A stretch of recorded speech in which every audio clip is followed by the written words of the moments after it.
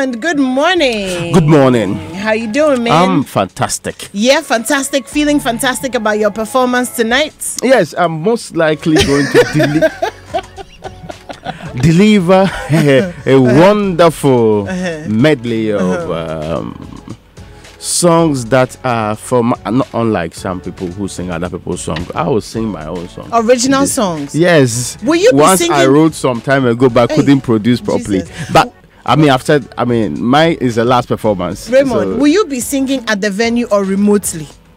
Just to be clear. They've not provided teleportation instruments in this So particular you'll be singing at the venue. The venue is +233 at the +233 Jazz Bar and Grill. Join us tonight for the open mic. But I will concede that there are better people who will be there, better than my very good self. Not you. I mean, let's be clear. Not you. I'm saying that there are better performers who will be there too. Yes. And I'm excluding you. And said... number two, I'm excluding Papaya too. So I want to be clear. I'm excluding you too. Anyway. Well, both Papaya and I will be showcasing our skills and talents, as well as Augustine and quite a number of members of the team as well will be on the mic, as well as, some of your favorite celebrities as well. So join us tonight. It promises to be very interesting. Very, very interesting. Yes, Raymond, the newspapers. Yes, let me start with the New Crusading Guide, and it's reporting this morning: Dagbon turbocharged as it has against New Yana today, and government partners Novartis to improve diagnosis treatment of sickle cell disease here in Ghana. There's a Tanzanian delegation also in Ghana to try and make sure that they learn from the NLA, our lottery authority. But Minerals Commission pulls stopper on Shanxi mining after 16 miners perish in Talensi. On the front page of the Ghanaian Times, Dagbon set to outdoor Yana. Our president is in Yendi for that historic coronation. Check your HIV status. First Lady advises expectant mothers. Death toll in the mine explosion hit 16. And Mahama Ayariga has been speaking. He says he will challenge that court order. On the back page of the Ghanaian Times, overcrowding worsens in our country's prisons. Now, the Finder is reporting this morning 13,802 pregnant women contract HIV in 2018, and the First Lady has been launching a campaign to fight mother-to-child transmission in this particular case. And there's also a story about tackling inequality. If you really want to do a crime decisively, that's on the front page of the Finder too. But the insurance industry is not in financial distress. This according to the National Insurance Commission. Interesting. On the front page of the Daily Guide, new twist in the Ghana Ports and Harbours Authority murder. NAM1 owes $42 million to 46,000 clients. That's the Daily Guide reporting that figure there. And Ayariga Amidu fight over call recordings. Now, that's interesting to note, since we know the gold that he was going to sell was not up to that particular amount, but we'll see how the development will come up. This same paper has been reporting, it says, sell my assets, everything I have. Everything I have, yes. The Daily Heritage is also reporting this morning, missing 136 bags of the Ghana National Fire Service cement found. And I'll tell the details of that story later on. But unfit and alive, that's what the Wasafia say or mine is telling the president. He's also demanding reinstatement. There's another one about Awutu Bontrasi residents who are drinking polluted water.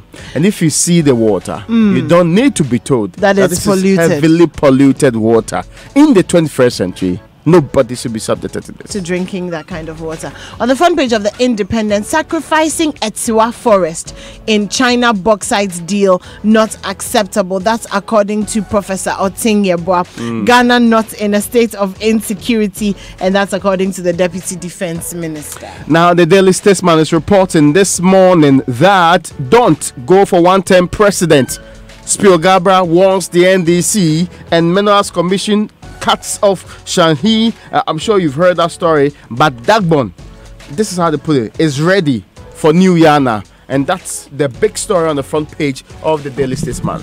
On the front page of the Chronicle, Ghana among 10 best governed countries in Africa. Mineral Commission to probe death of miners. Government wages war on illegal logging. New Yana occupies Dewa Palace. Akufo-Addo already in Yendi. Now, the Chronicle is reporting that another Takoradi girl has been kidnapped, but our sources have said that no police report has been made. And so for now, we're still holding that number at 3 girls. Perhaps the people don't trust the police to do previous ones, so they can add more. Now, but the Daily Graphic is reporting this morning. Kolebu has been given ultimatum to register with HEFRA by March, but the same people are saying that they can't shut down the institution. Also on the front page, India is marking its 70th Republic Day anniversary. My people. Let's move on. You want us to? Let's move on. You want us to do your genealogy properly? Move on. Well, if you say my people, people need to understand why they are your people. Anyway, I'll say this, but later on, Ayaga 30 showdown with special prosecutor. But the president is in Tamale for Yana's coronation, and those are the stories that the Daily Graphic is presented on the front page. On the back page, the girl who got missing in the Voto region has been found. Marian Lumo. Very good. Okay, on the front page of the Gold Street Business, corporate board's capacity to be certified, requirements inserted into the company's code, cost of restructuring banks is on the rise, doctors and lawyers and others to soon issue tax receipts for services rendered. Well, that will be very, very interesting. And finally, they get to file like all of us, like we are supposed to be doing too. What's our first story? Our first story is about the Yana in Dadbon. So Dadbon gets a new chief, a new king. We're really excited about that. It's been 17 years since they've had a Yana, and this is the 40th Yana. He's called Mr. Abukari Mahama, and thousands of people from all walks of life are converging in Yendi, the capital of Dadbon, for the historic coronation. And President Akufo-Addo is there as well. Representatives of Otumfuo Osei Tutu, amongst other people. The National Health of Chiefs are also sending their representatives. Now we know that the new Yana is succeeding the late Yakubu Andani II, who was murdered in March 2002 alongside 40 of his elders. And this week he's gone through all the rituals in line with tradition and customary rites of succession to the throne. And finally today he is going to be put on the throne, which is really exciting. There appears to be unity. The Ghanaian Times is recording that there appears to be unity and togetherness on the ground, and so it's making it difficult to identify who is an Abudu or an Andani. But I think most importantly, there's peace, there's calm, there's excitement, and we've made great strides in this area. And hopefully it will last for a very, very, long time. Yes. And if I can even surmise, it should last forever, because in times past we sought to use other means, courts, to resolve the problem, forming commissions of inquiry right from 69 through to the 70s, and they have not held matters much. And there's something to be said for the work of the Otumfuo Commission, the eminent chiefs who have done a lot of work right from 2003 up to this time. And again, of course, I think that this government has also been committed to the exercise. We hope that the partisan political undertones that worsen the situation over the period, right from the Nkrumah period up to this particular time, would no longer be a feature of the people's end in this case, because in fact even the chiefs are asked to stay away from active party politics. So that institution, the sacred chieftaincy institution, should be taken out of the partisan rooms. Remember, the Nkrumah said people will run and leave their sandals behind, and we've interfered with that system for a very long time. We should be able to let them live peacefully, others living peacefully in the modern states. And if we copy properly from the Western world, including that of the UK, make sure that the reserved and the prestigious place of the chiefs are still maintained and not dragging them into partisan politics. So, as I've been hearing people using the hashtag Dagbon Rising, we hope that Dagbon will continue rising in this case. Amen. And they will not come down ever. Amen, Raymond. They are Thank saying you. The amen. No, it's like I'm preaching. But you are kind of preaching. Okay, tell me about this story. We want proof that our children are alive. Okay, so this is actually coming from Queen Mother of one of the heirs. The kids were taken from Diabenek, Kansarodo, and also in Krofo. And we are talking about the families demanding some proof that they are alive. They say it will put them to rest. It will actually make them sleep when they go to bed. I know they know that they're not gotten the kids yet, of course, but they want to have some semblance of truth. That gives them hope that they are still alive. And the very tearful Queen Mother was representing family when the Member of Parliament for Esikado Ketan Jogate went there to discuss the issue with them, because many have said that he, the MP, and others have been very absent from this matter. They've not prioritized the issue. They've acted like it was not so much of a big issue for them. So it is important we get to see people acting real and live on the ground in this particular case. But the Queen Mother in this case, Nana Aba, his son, is the one asking the police also to step up their activities. They have not been very enthused about the actions of the police. I'm sure you've heard that the family has stated in times past that the police virtually has spoken to everybody except the people whose family members were involved in the trouble. In all of this, they still do not believe that a man who got in jail and got out and also now has been given details of his what they call it, history from Nigeria, history from where he comes from, the schools he attended, and all of that. Hopefully others will cooperate so that we get the girls out of the bondage they currently find themselves in. Now the Queen Mother made some profound statements. Says she's been on that throne for 32 good years. Never in the history of the place has this incident happened before. She's worried about the trend because it makes them fear for the lives of the other people in the community. Now it's no longer safe to let your kids wander about and play around, and even teenage girls in this case, because these were not kids, they were teenage girls. Yes, it's important to note that they're actually not children. They're actually under the law. They're actually women. I mean, because they're 18 and above. So we'll be watching that story. But yesterday we also heard there was the whisper that there was possibly a fourth kidnapping. We spoke to Kojo Yankson, who was able to tell us that a police report has not been filed, and he was trying to get a hold of the girl's uncle, one Mr. Setete, who had told another journalist that his niece had been kidnapped. So we'll talk to Kojo at some point this morning just to be sure that that's what's going on, and hopefully, fingers crossed, God willing, there has not been another kidnapping. Yes, and we also want the police to give us regular updates on how well they are dealing with this without matter. us asking, right? Yes, because really they've been like this girl in times past enough on this matter, so at least now they can redeem their image by working faster, making sure that. But the police is chalking some success elsewhere in the Volta region. We reported in Aplao that a young girl by name Marian MFA Lumo. Yes. She got missing from whole Monday. The understanding we get from the police is that she's been found. According to Beatrice Jovako, who reported to them that the woman was at Sniff Flats and later on could not be found the course of the day. Yes, they know that they've gotten the person now. Now, DSP, the Director of Public Affairs, in the person of Mr. David Oklu, said the aunt has sent the girl to the Stanbic Bank in Ho to transact business in connection with some school fees payment, and the girl did not return. But now they found the girl. The girl is safe, and that the people who are said to have abducted the girl, they've not been arrested yet. They are still investigating. But the good news is that the young lady herself has been brought home, and that the Volta Regional Police is happy, and we are also happy that the success. We hope the success will be replicated in the Western region too. Yes, exactly. So that, because some of us have already indicated that the police handling of the thing is worse than we've seen in any other matter, and that if heads not rule, at least they should get the girls back so that we can forget about demanding justice on the ground. Yes, anyway. And remember that if you see something, say something. It's hashtag bring back our tardy girls. The images are on all our social media pages, so please pick them up from there, put them on your social media pages, and let's get the faces of these girls out there. In the meantime, Ghana is recording 3,200 new HIV infections in children in 2017, and that's a very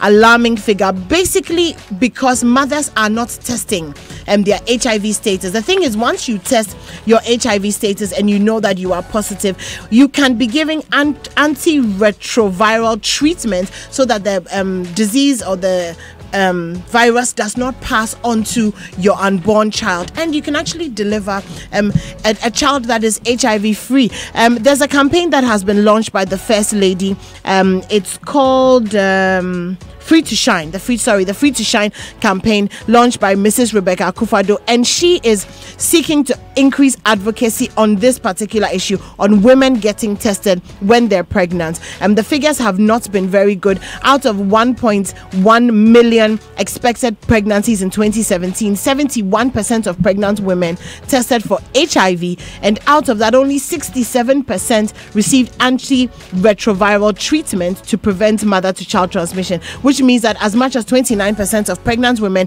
missed the opportunity to test to know their HIV status. 33% of pregnant women needing life-saving antiretroviral treatment never had the opportunity to receive it. She's also asking on husbands, on fathers, as well to encourage your wives, encourage the women to get tested when they are pregnant so that we can eradicate mother to child infection. As far back as 2012, we were saying that we might be the first African country to eradicate it. We have not been able to meet that target. It's been moved to 2020 or 2030, and we're hoping that we can do that. So check your status, whether you're pregnant or not. Yeah, check whether you're status. male or female. Oh, exactly. And I expect the men to lead the house into checking the status. Checking their status is very, very, very important. It may ruffle feathers in quarters. Okay,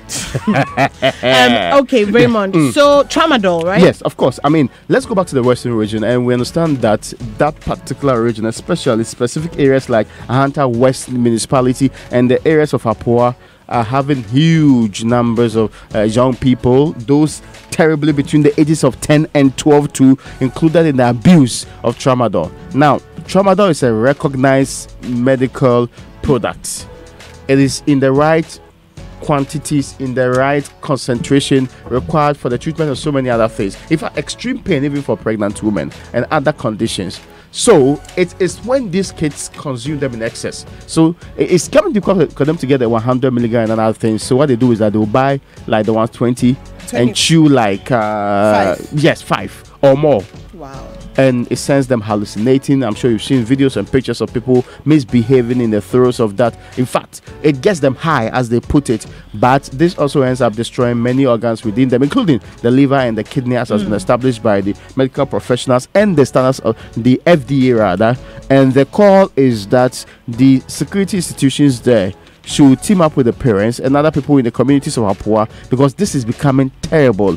Also because of the relatively younger age, because it used to be mostly those 15, 16 going to the 18s who are doing it, but it is becoming like children as young as 10. Why? And 12 Why? are also consuming this. And these are people who are supposed to be even at the basic level of education, some at the primary, some at early JHS. That is where the concern is coming up. 10 is primary school. My daughter is 10. I can't imagine that she would be chewing tramadol. It's very, very disturbing. In fact, they've been told that it is a booster for their sexual activities, and I'm wondering why. What sexual activities at that 10. age? Anyways, when we did the population and housing census, we were reporting people as young as 9-year-old actually engaging in the activity. So, well, and some of these kids have also turned to robbery and other things, supporting other groupings, because it puts them in the condition to do them and continue their practice. But how does a drug, which when you abuse it, makes you hallucinate, help you do robbery? I don't understand. How do you enter the right house? I don't understand. How do you carry the gun? In fact, I think there should have some caution in the practice. It doesn't make sense. Well, but I think we should all beef up, because the National Youth Authority and other institutions stepped up campaign to end the abuse of tramadol.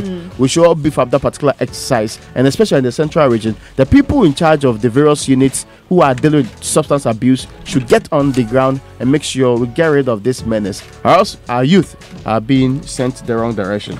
Wow, that story, huh? In other news, Ghana is on the verge of losing its fish stock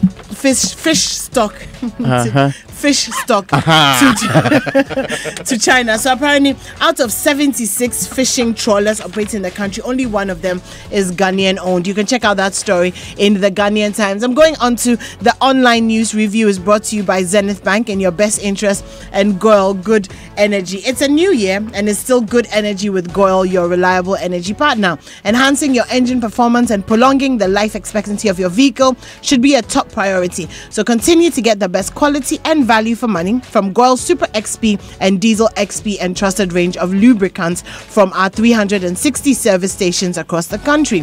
To all our valued customers, we say thank you. We value our partnership with you. Because of you, we're still number one and still CIMG Petroleum Company of the Year. Let's continue the partnership to build our economy. Goil Good Energy, Goil proudly Ghanaian, Goil Yenara Dia. And you can pay and apply for your Ghanaian passport the easy way with your Zenith Bank card. Simply log on onto www.mfa.gov.gh.